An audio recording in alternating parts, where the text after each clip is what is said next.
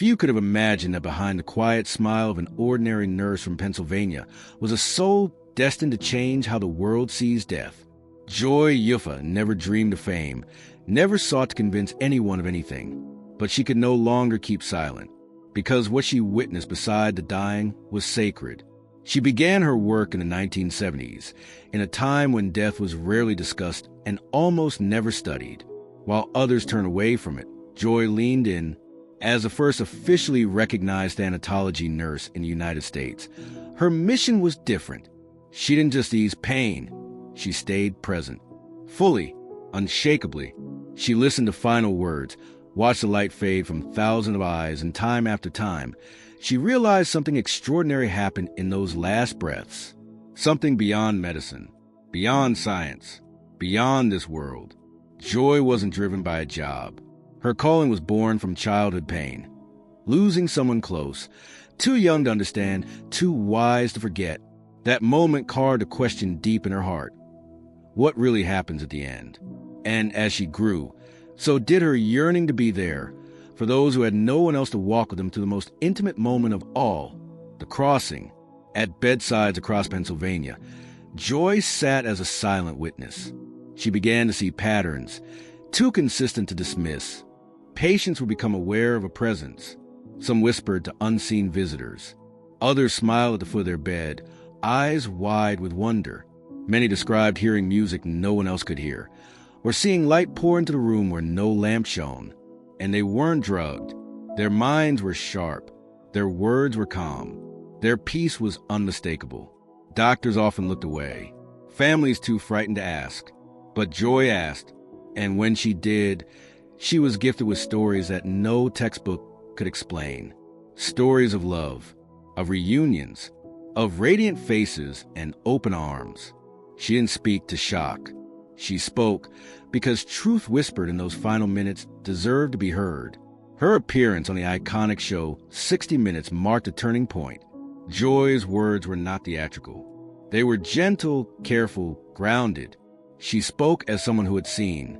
What she shared wasn't belief. It was observation, and it was changing everything. One of the most haunting patterns she witnessed came again and again. Patients speaking to someone invisible. Some reached out with a hand. Others whispered names of long-gone loved ones.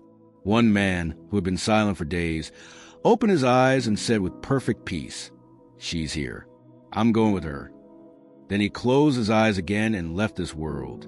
No nurse had entered. No visitor arrived, but his family knew. His late wife had come. It was experiences like these that deepened Joy's resolve. She didn't try to explain. She didn't have to. What mattered was the way those moments transformed fear into peace. Death, as Joy saw it, was not the end. It was a transition, and for many, a reunion. And this is where you come in. Dear viewer, if you've ever wondered what lies beyond, if you've ever felt the presence of someone you've lost, or if the story has touched your heart, we want to honor you. Comment your first name and the name of your city. And in our next video, we will send a special message just for you, visible to thousands. Imagine hearing your name and your city share with love. Your moment to shine, your 1 minute of light. Because your life matters, your story matters, and you are part of this journey too. Leave your name. Leave your city. Leave a like to help this message travel further. And if you'd like to be featured in the next episode, now's your chance. We'll be watching the comments with care and love. But Joy's journey doesn't end here. Because in the next chapter, something even more mysterious begins to emerge. An awareness among the dying so vivid, so universal. It might just be the closest proof we've ever had that death is not the end, but only the beginning. Shall we go deeper? It began slowly, almost imperceptibly. At first, Joy Yuffa thought it was coincidence. Then she thought it might be grief, the brain's gentle way of comforting the dying. But over time, the evidence became undeniable. Patient after patient, different ages, backgrounds, religions, began to say the same things. Not similar, the same. They spoke of light, of music, of reunions. They pointed to corners of the room and smiled. They whispered names of loved ones long gone. They described colors more vivid than earthly eyes had ever seen. sounds more pure than any symphony. And they weren't hallucinating. Joy knew the clinical signs of confusion. She understood medication effects better than most, but many of these patients had not been medicated in hours. Some had been off painkillers entirely. Their minds were clear, their voices steady, their words radiant. A man with terminal cancer, an engineer logical, skeptical, had been quiet for days. Then, moment before his death, he looked toward the ceiling and said, "It's more beautiful than I imagined." Then, with a peaceful breath, he was gone. Another woman, deeply religious, spoke with her eyes closed. "They're all here," she whispered.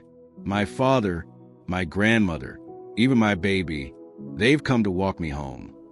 There was no fear in her face, only peace. And then came the children.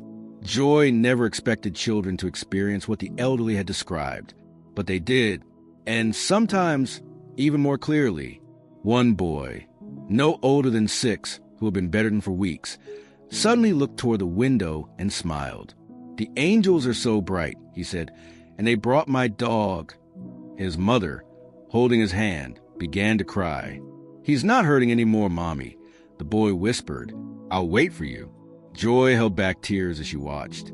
She had trained herself to be steady, calm, a presence of peace in the storm of grief. But some moments pierced through.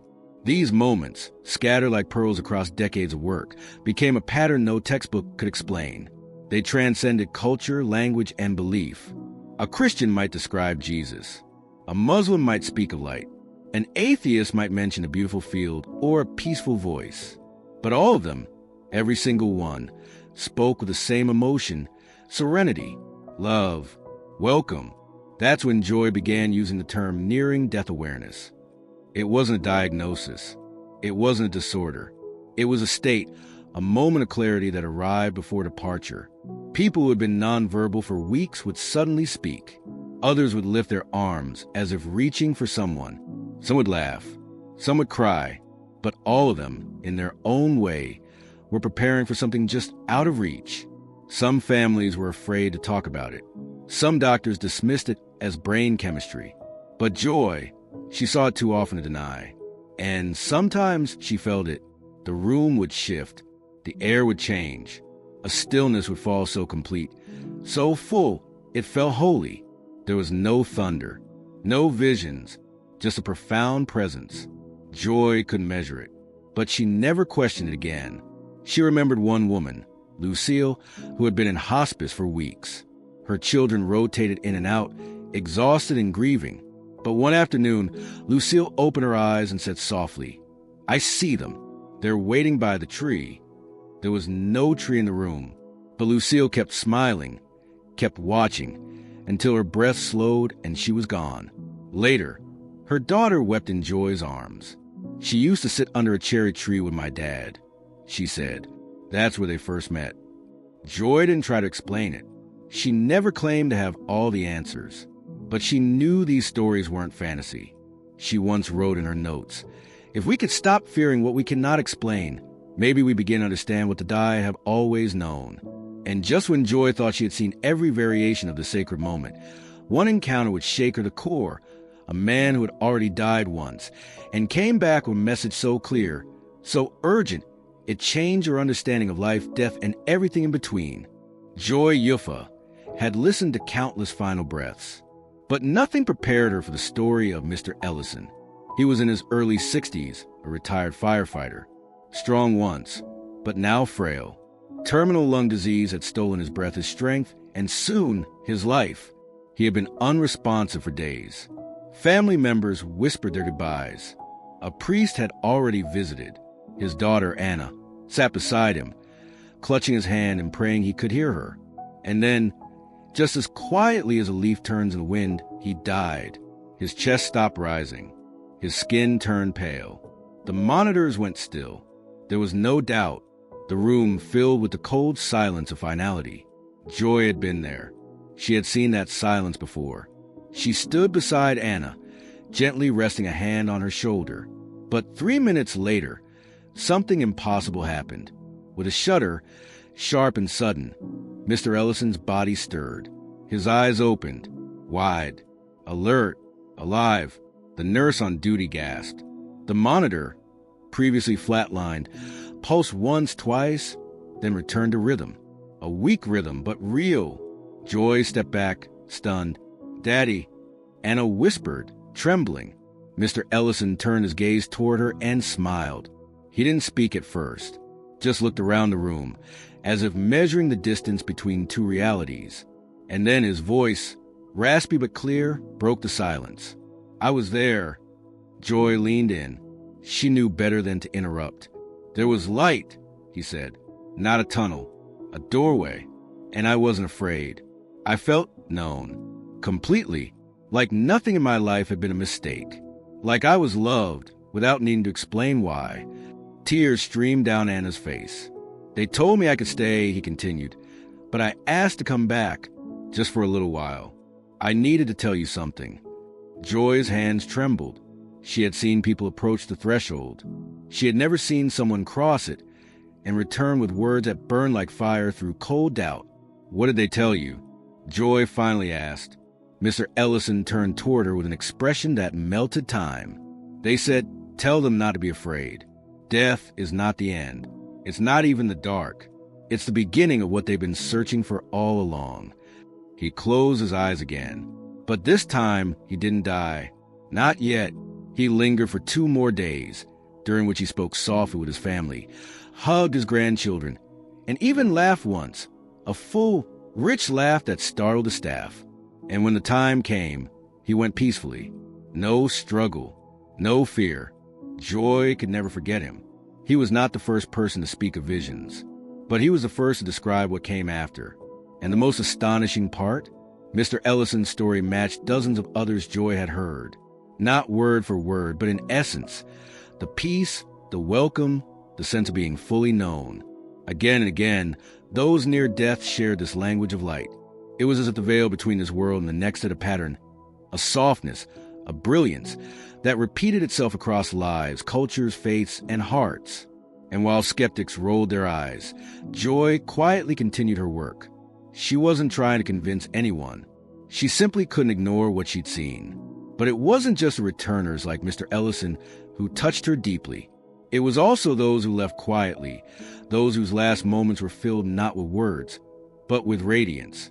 One woman, moments before passing, looked into the air beside her bed and whispered, "They're singing."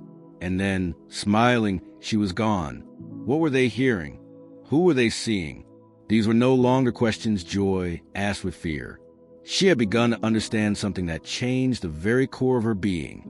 The veil wasn't thick. It was sheer, and those closest to death were already touching what lay beyond. But there was one story, one moment, that would test everything she believed. A moment where not only did the dying speak, but the room itself changed. The scent, the light, even the temperature. Something or someone entered that space. And that moment would come next. The room was nothing special. Just another quiet hospice space, with pale walls, a humming monitor, and the soft rustle of curtains. But Joy Yuffa would never forget what happened inside it. Her patient's name was Margaret. Margaret had been declining for weeks. A former piano teacher, she was elegant even in frailty. Her fingers, once dancing across keys, now trembled just to hold a cup. She rarely spoke. Most of her days passed in sleep or silence. Her family visited often, always in tears, unsure she could still hear them. But Joy stayed. She always stayed. There was something about Margaret, a stillness, a gentleness that felt sacred. Then came that morning. Joy stepped into Margaret's room and immediately felt it, the change. It wasn't something she could describe in words. The air felt thicker, warmer. There was a scent, not from flowers or lotions. It was subtle, almost sweet, like blooming jasmine or something older, purer. The light through the window, though unchanged outside, glowed softer somehow, like golden mist. Joy stood frozen for a moment. Margaret, who had not opened her eyes in 2 days, slowly turned her head. Her lips moved. Joy rushed to her side, leaned in close. "I can't hear them," Margaret whispered, barely audible. "Who, sweetheart?" Joy asked gently. "The choir," Margaret said with a small smile. "They're so close." Joy held her hand. The skin was cold, but her expression radiated warmth. Peace. Then Margaret did something that would stay with Joy forever.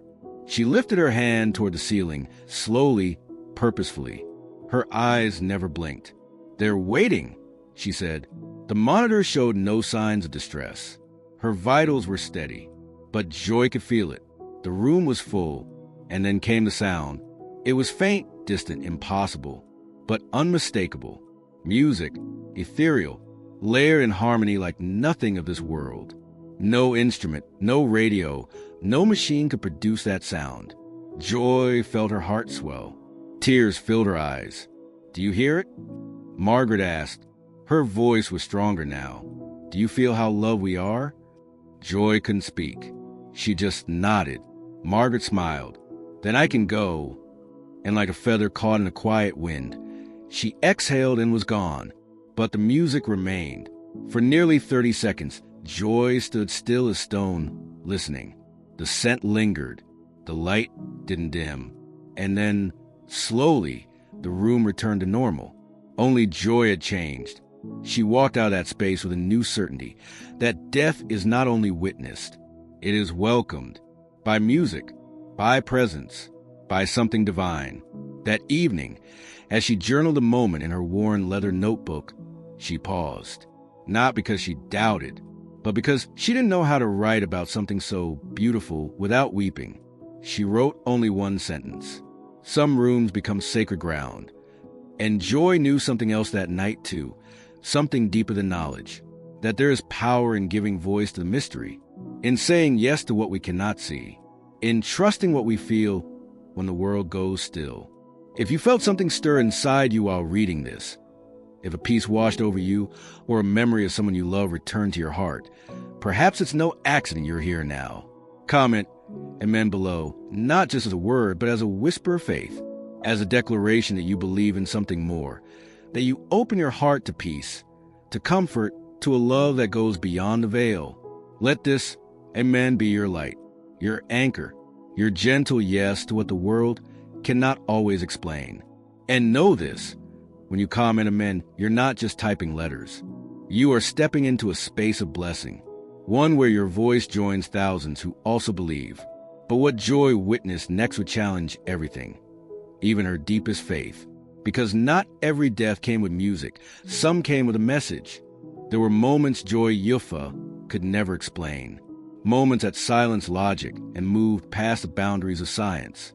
But there was one kind of moment she feared and cherished the most, when the dying left behind a message that no one expected. A message that changed everything for those left behind. She was called to the bedside of a man named Daniel. He had no remaining family, no visitors, no pictures by his bed, just an old silver cross tucked under his pillow and a thin blanket drawn to his chest. He had worked as a janitor for most of his life, never married, never had children. His chart was unremarkable, but something about his eyes unsettled Joy. They were full, not of fear, but of knowing. For days he said nothing. Then, hours before his final breath, Daniel turned to Joy and whispered, "There's someone you need to talk to. His name is Michael." He paused, gasping slightly. He thinks God abandoned him. He needs to know that isn't true. Joy blinked, confused. She thought maybe he was drifting, lost in memory. "Do you mean someone from your past?" she asked softly. Daniel shook his head. "No, someone from your future. You'll meet him. Tell him God heard his prayer. He was never alone." And with that, Daniel closed his eyes and passed away. Joy stood motionless, unsure whether she had just heard a prophecy or a dream. She wrote the message down, uncertain what to do with it. Weeks passed, then months. The moment began to fade into the backdrop of memory. Until one winter morning, a new patient arrived. His name was Michael. He was young, angry, skeptical, diagnosed with terminal leukemia. He refused visitors, refused chaplains, refused prayer. But one night, Joy found him awake, staring at the ceiling, his jaw tight with pain. "You don't believe in anything, do you?" she asked gently. "No," he replied. "I used to, but when I needed God the most, he disappeared." Joy swallowed hard. Her pulse quickened. "I think I have a message for you," she said. And with trembling hands, she opened her journal and read Daniel's words aloud. Michael didn't react at first. He kept his eyes on the ceiling. But when she reached the final sentence, he was never alone. A single tear slid down his cheek. "How could he have known?" he whispered. Joy didn't answer. She didn't need to. The silence between them was louder than words. Over the next few days, something changed in Michael. He asked for prayer. He asked for music. He began to smile, not because he was healed, but because something deeper inside him had been restored. A single sentence had found its way from one soul to another across the boundary of death. And it wasn't the only time. Joy documented dozens of these strange occurrences. Messages passed from the dying to the living. Some involved warnings, others blessings. One woman named Cecilia, who hadn't spoken in days, suddenly sat up and said, "Tell my granddaughter she will be safe. He's not the one." Hours later, she passed peacefully. Weeks afterward, the granddaughter visited Joy to thank her. She had just ended an engagement to a man she had suspected of hiding something. She had never told her grandmother the truth. Joy never claimed to understand how or why these things happened. She only knew they did, with a clarity that defied logic and a purpose that touched lives long after the last breath had been taken. Some skeptics said it was coincidence, wishful thinking. But Joy saw the pattern, the precision. These weren't vague dreams. They were intentional, timed, and every one of them left behind an imprint on her and on those who listened. There was one story, however, that even Joy struggled to tell, because in this one, it wasn't the message that was strange. It was who delivered it. And when the moment came, the entire hospice staff witnessed something they would never forget.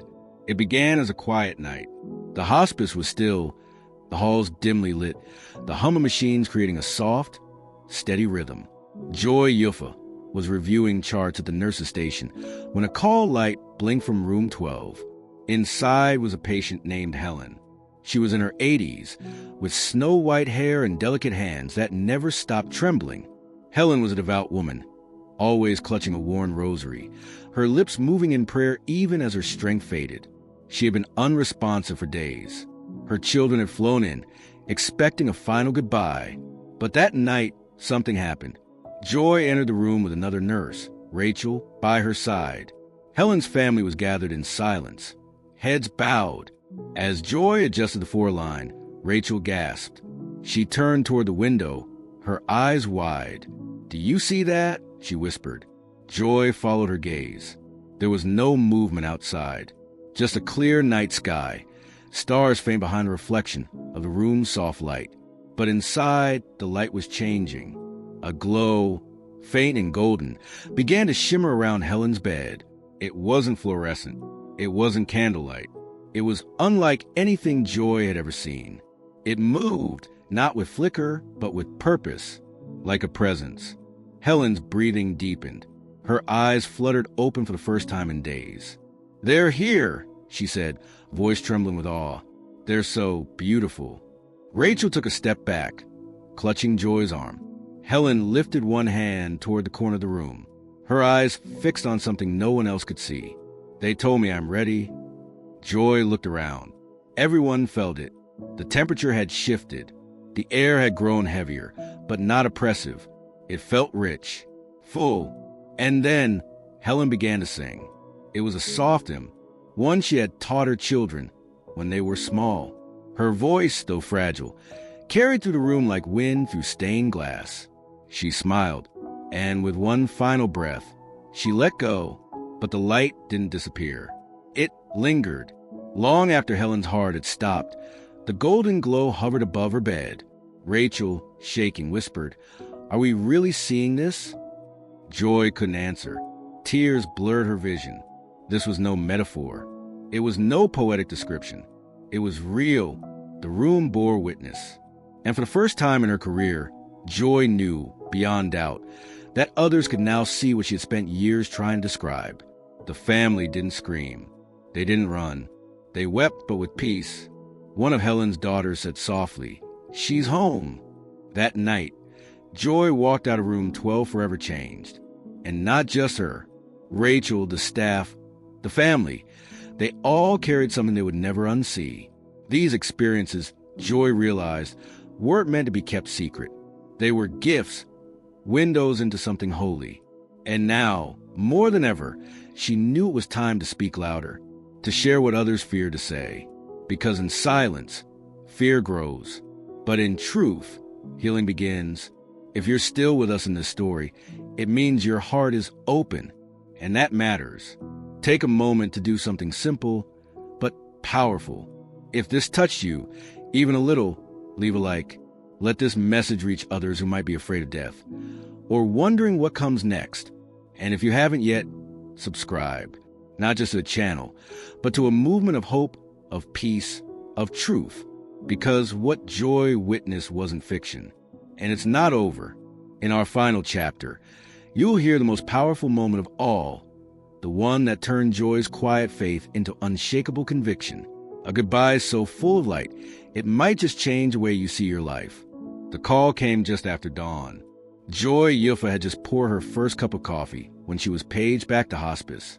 A new patient had been admitted overnight, an elderly man named Walter. He had no family, no visitors. The admitting nurse left a single note in his chart.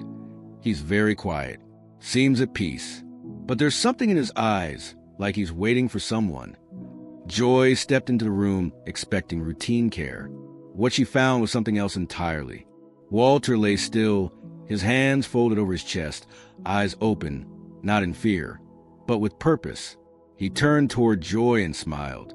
She greeted him softly, introduced herself, and pulled up a chair. He didn't speak right away. Instead, he watched her, studied her, as if he had been expecting her specifically. Then he whispered, "I've seen you." Joy tilted her head gently. "We haven't met before, Walter." He smiled wider. "Not here, but there." Joy's breath caught. "Where's there?" she asked, already knowing the answer. Walter closed his eyes, as if gathering memory from a place beyond words. "The garden," he said, "with a tree and a bench. The river runs beside it. That's where I saw you. You were holding someone's hand, helping them stand. You looked at me and smiled." Joy blinked, stunned. The garden he described, she had seen it too. In dreams, in prayer, she had never told anyone. Walter opened his eyes again, now filled with a strange light. "They told me I had to wait, because someone needed to hear the truth from me." Joy leaned closer, and Walter, in his final hour, delivered a message not for himself, but for everyone. "There's a king," he said, "not the kind who sits on a throne of gold, but one who kneels beside the dying, one who walks with the forgotten, who waits by every bed where no one else shows up. He's real. He was with me every moment I thought I was alone, and he's waiting for you." Joy felt her heart tremble. Walter closed his eyes for the last time, not with fear, not with pain, but with a smile, a quiet, contented smile that said everything Joy had spent a lifetime trying to prove. There was no thunder, no vision, just peace, profound peace. Later that evening, Joy sat alone in the chapel, the small wooden cross on the wall glowing in the fading light. And for the first time in decades, she allowed herself to cry, not from sadness, but from reverence. Walter's final words echoed in her soul. "There's a king." And Joy knew she had never been alone in those rooms. Never once. She had stood beside hundreds of beds, yes, but she was never the only one. The one who walked beside the dying, who held their hands unseen, had always been there, silent, loving, present. It changed her, not just as a nurse, but as a soul. She would continue to write, to speak, to comfort, but now not only with stories, now with conviction. Because if there's a king who meets us at the edge of life, then there is no darkness too deep, no fear too great, no goodbye too final. And that king is Jesus. If this story reached something deep inside you, we invite you to declare it, not for us, but for yourself. if you believe that love waits on the other side, if you believe that the one who meets us in our last breath is real, comment, Jesus is the King. Let your voice be part of something holy, something eternal. And before you go, there is one more thing. There is another story, one that continues what began here. It's appearing on your screen now. If your heart is open, click it, watch, let it speak to you. It may be the message you've been waiting for, the one meant for you, because this is only the beginning.